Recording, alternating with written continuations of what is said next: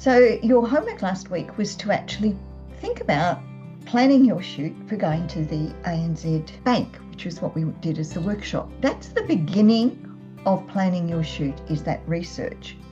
The next step is actually working out the logistics of the shoot.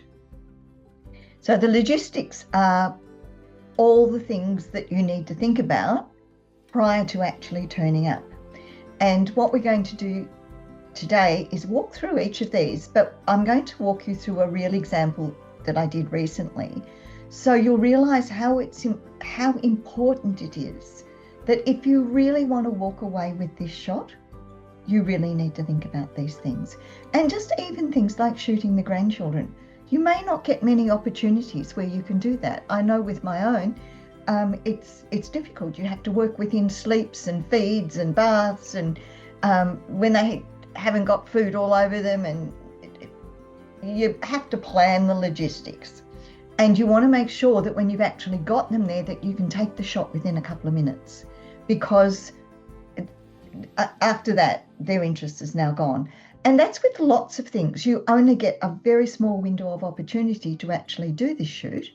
So you need to be able to actually maximize and optimize what you end up with after you finish. So once you've established your vision through your research of the sort of shot that you think you may want to take, and this is wherever, whether you're traveling overseas and going to the Eiffel Tower, you need to think about what is the sort of shot that I want to take. And you can take the same ones that everybody else takes and it's exactly the same. Or you can go online and research how other people have done it from a completely different angle or from underneath looking up, lots of different ways, and fire up your imagination for the vision that you're going to take. And we just call this the logistics. So the logistics is looking at 6 different aspects of just before you press the button. Before you even thinking of what the aperture, ISO and shutter speed are going to be, you have to go through all of these. And so we'll start off and do them in turn. And the first is the location. And I'm going to walk you through a shoot that I did last September. And the brief was, we were shooting for our Year in the Life of Boroondara, which was a project that we were doing. And the curators said, we're really missing the fact that Boroondara is a transport hub. What we need is a photo that illustrates that our local area is a hub for multiple tram routes. Okay, well, that was the requirement. What's running through my head is I need to shoot as many trams as possible in one image. Maybe if I could shoot them lined up in our local tram depot, and it's beautifully lit, then that may make an interesting shot. I could try and get there at a time where a tram's actually leaving the depot with all the other trams, and get as interesting and aesthetically pleasing lighting as I can get. So that was my concept.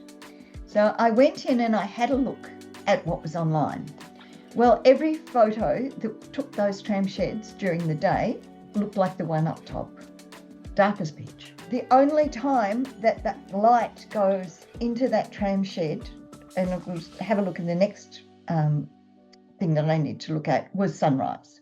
So that's why it's always as dark as pitch, and they turn off the lights as soon as it's daylight. So that wasn't going to work. I went and spoke to the tram office, and they said all the trams have left by 6 o'clock in the morning and they're out all day.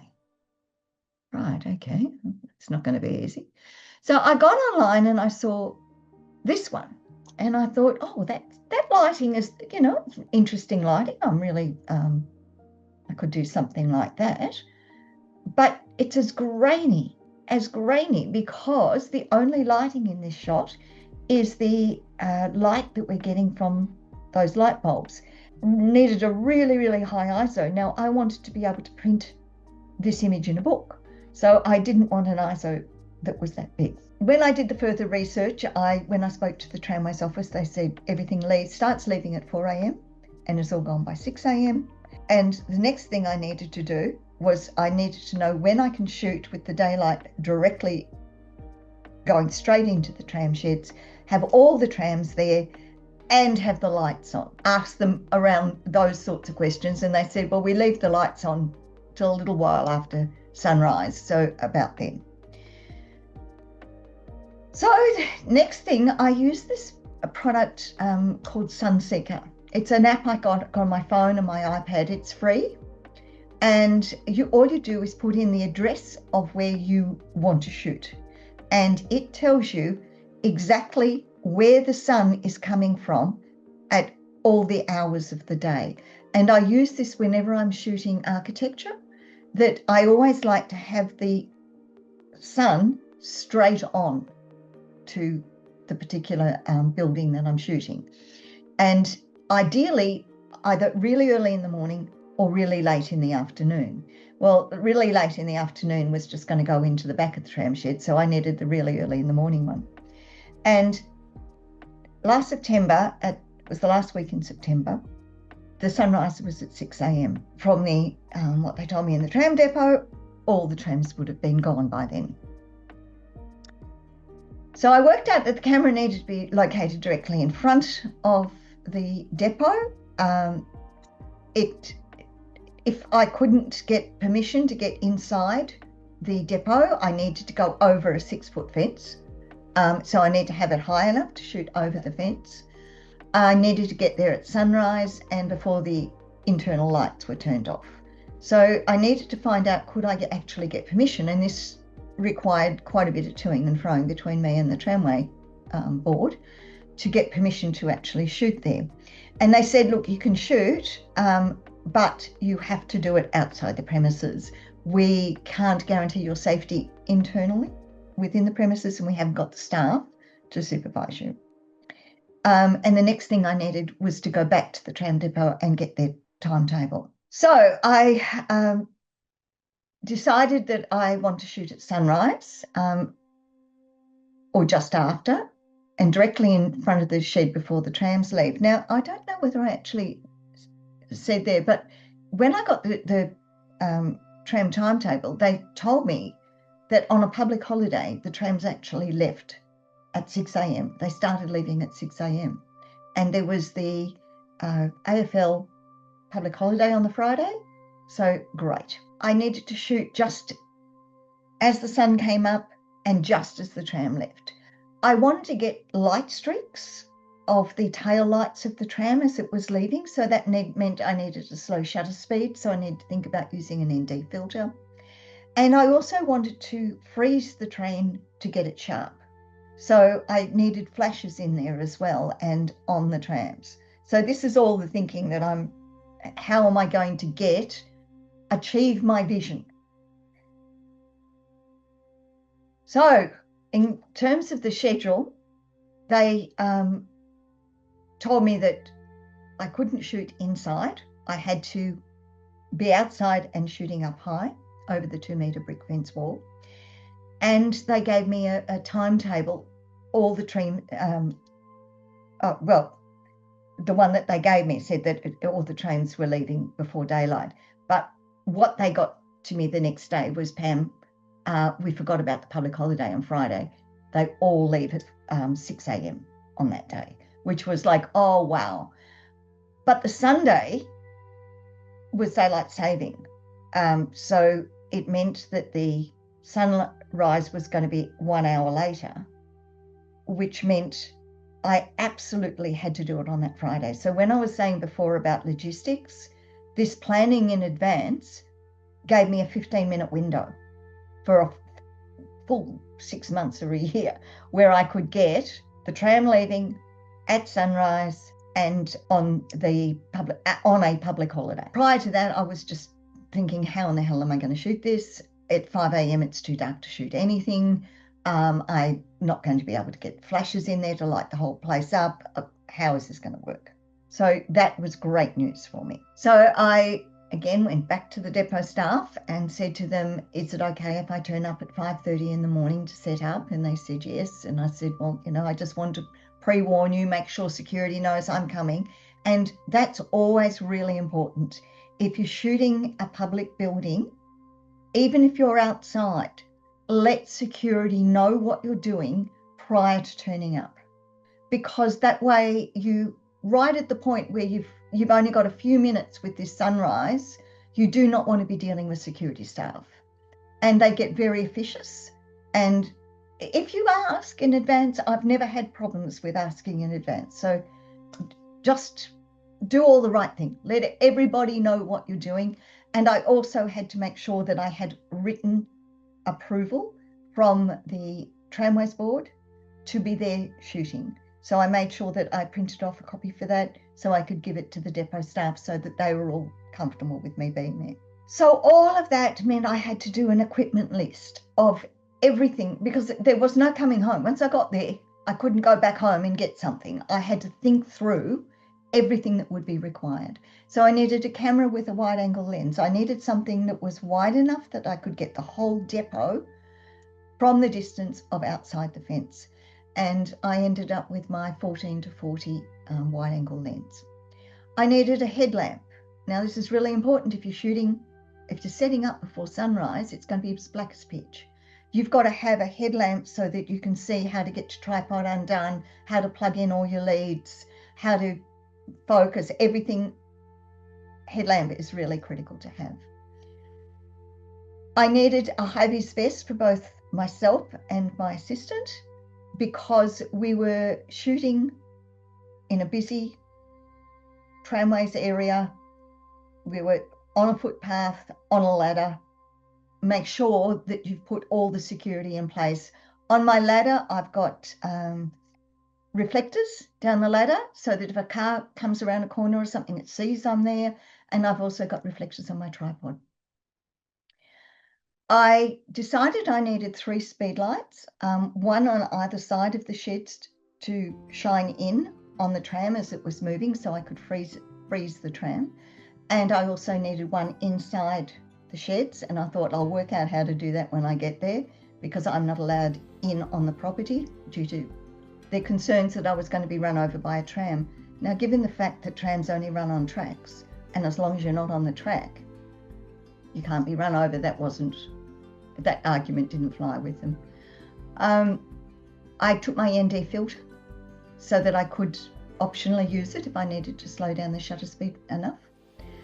3 light stands so I could put my flashes on the light stands where I needed them. I needed a heavy tripod because it needed to go to 7 foot high because the fence is 6 foot high. I needed to go above that for the camera. I needed a step ladder so I could climb up and make adjustments to the camera while I was up there and get it on top of the tripod. I've also got a way of remotely controlling both my camera and my tripod head from the ground, because what I've found when I've been shooting in the dark at the top of a high ladder, it's extremely unsafe. So what I do is get it set up, and then I get down on the ground and I control the angle, the elevation, the rotation, everything of my camera I can control from the ground on my iPad, and I can also control all of the camera settings from there. And I can see through the viewfinder of my iPad, which is really large, exactly what's in frame and what's in focus, and that allows me to get those shots in the dark. So I use a CamRanger router for that and a PT hub connected to my camera, and I have my iPad. So that's my equipment list, and I always write the equipment list out and put it in my OneNote, so on the day I check it off as I'm putting things in the car. I needed an assistant to help me because we couldn't park the car where I needed to take the shot from. So I had to park it a few hundred meters up the street. And it's when you're in the dark, in a lonely place, you do not want to leave your camera gear where you're going to be shooting and trying to get more out of the car. So it's always handy to have that other person.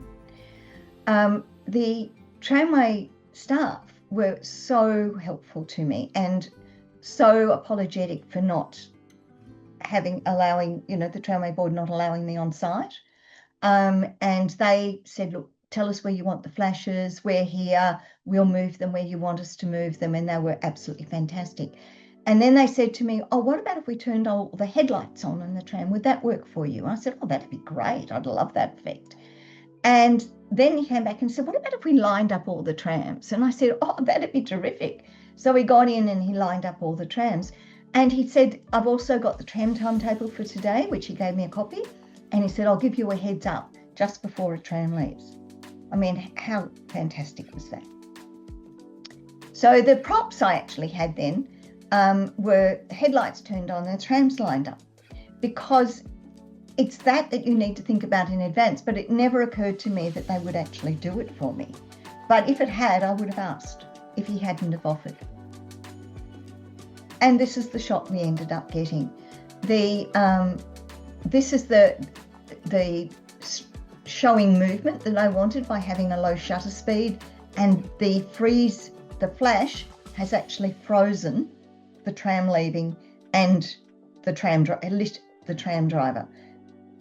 So that's what I wanted there with these flashes here. And I had a flash coming from this side as well, and it's lighting up this tram. So you can see the early morning sunlight. It's just as the sun's come over the horizon, and it's hitting the front of the sheds with that beautiful golden morning light. And it's low enough to get right into the sheds that we can even see the back wall. And because sunrise has just happened, they've still got all the lights on in the shed. So this was about a 5-minute window of opportunity I had here to get this shot. And it took all of that advanced planning, and it was probably about 2 weeks' work to make this happen. So I used my lenses at 24 here, ISO of 100, so I don't get any grain, because this got printed as a double-page spread in a book, and f9 to get the depth of field, which with 24mm, f9's plenty to get the tram sharp and get sharp right through that image. And the shutter speed here was 6 seconds, which gave me the light trails of the tram as it was moving. So that's what it ended up looking like. And that was my vision. But you can see there's no point in having a vision and say, I'll go down there at midday next Sunday and take a photo with the tram sheds. I would have ended up with a black hole and no trams. So if you've got a vision, you've got to work out the logistics of achieving it and really research what can be done and work with the people involved in a really, they were so kind and so helpful in the tram depot. But I went there humbly and asked them, would it be possible? And I told them what I wanted to do. And, what did I need to work with them to make this happen, and how could I facilitate it? And they were just bending over backwards for me. So that's what you can end up with. There were some other shots that I took on the morning, and you can see as it's getting lighter and lighter and lighter, you've lost the magic light. You get that magic light right on blue hour, which is just around the sunrise, that you've still got it's just after the sunrise. You've still got the lights that are shining, but you've got enough light to fill the sheds. So you don't get that magic light later. So I know that looks like a lot of work, but I really wanted that shot. And if you have something that you would really like to shoot in its best light, that's what you've got to do. And even when I did some real estate photography, I had to do all of that to shoot a real estate from the outside. You've got to do all that planning. You've got to find out where the sun is, at what time of day, how you're going to shoot it. Do you need a ladder or not? Do you need flashes to support it, etc., etc. So I want you, as part of your homework, to think about something challenging to shoot. Something, and it could be a flower in the garden, but something that it's not just a snapshot. You just didn't go out there and click the button. That's something that you really need to think about of, how could I shoot this to make it amazing? So it may be just a local building. It may be your own house You could go, I'd like a photo of my house that looks like a real estate poster, and go, how would I go about doing that? And so you've got to think about all of these things. Where would you need the camera? What elevation would you need the camera?